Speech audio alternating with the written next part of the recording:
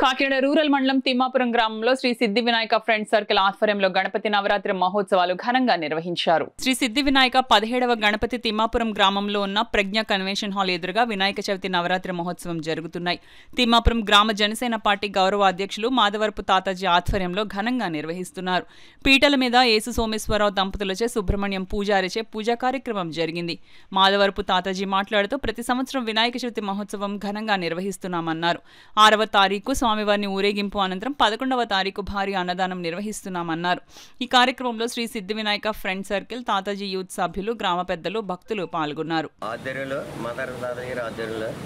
ఇక్కడ తిమ్మాపురం తిమ్మాపురం సుసంతతో ఉండాలని పెదలు కోరుకోవాలని ఈ సంవత్సరంతో 17వ సంవత్సరం జరపబడుతున్నది. ఎంచేతంటే నాకు మొత్తం ఊరంతా ఏకంగా నాకు సపోర్ట్ వచ్చి నాకు చేతోడుగా వాదోడుగా పెదలంతా నా తరపు నుండి నన్ను ముందుకు నడిపిస్తున్నారు. మా పెదలకి అందరికీ ధన్యవాదాలు. కానీ ఇప్పుడు ఈ 10 రోజులు 11వ తారీఖుని నిమజ్జనం పెట్టాం. ఊరేగింపు బ్యాండ్ ఊరేగింపు ప్రతి సంవత్సరం ప్రతి ఏటా జరిగినట్టు ఏడు జరుగుతుంది. అలాగే అన్నదాన కార్యక్రమం లక్షవారం కూడా అన్నదాన కార్యక్రమం ప్రతి సంవత్సరం పెడతాం. అలాగే 10,000 మంది భక్తులు వస్తారు. ప్రతి ఏటా పెట్టినట్టు ఏడు కూడా జరిపిస్తాం.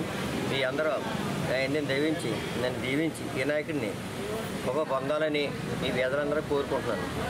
500 నుంచి 600, 700 మంది ఎంతమంది స్వాములు వస్తాయి. మన చుట్టుపక్కల ఉన్న గ్రామాల నుంచి ఎంతమంది స్వాములు వచ్చినా చెవులు వచ్చినా భవానీలు వచ్చినా సరే వారికి పుష్టిగా విస్తరణ భోజనాలు పెట్టడం, వారిని చూసుకోవడం, అలాగే మనకి హిందూ సాంప్రదాయాన్ని ముందుకు తీసుకెళ్లే పనిలో మన తాతాజీ గారు ఎప్పుడు కూడా ముందుండి ఇలాంటి కార్యక్రమాలను చేయడం నిజంగా మన తిమ్మాపురం ప్రజలు చేసుకున్న అదృష్టంగా మనం భావించాలి.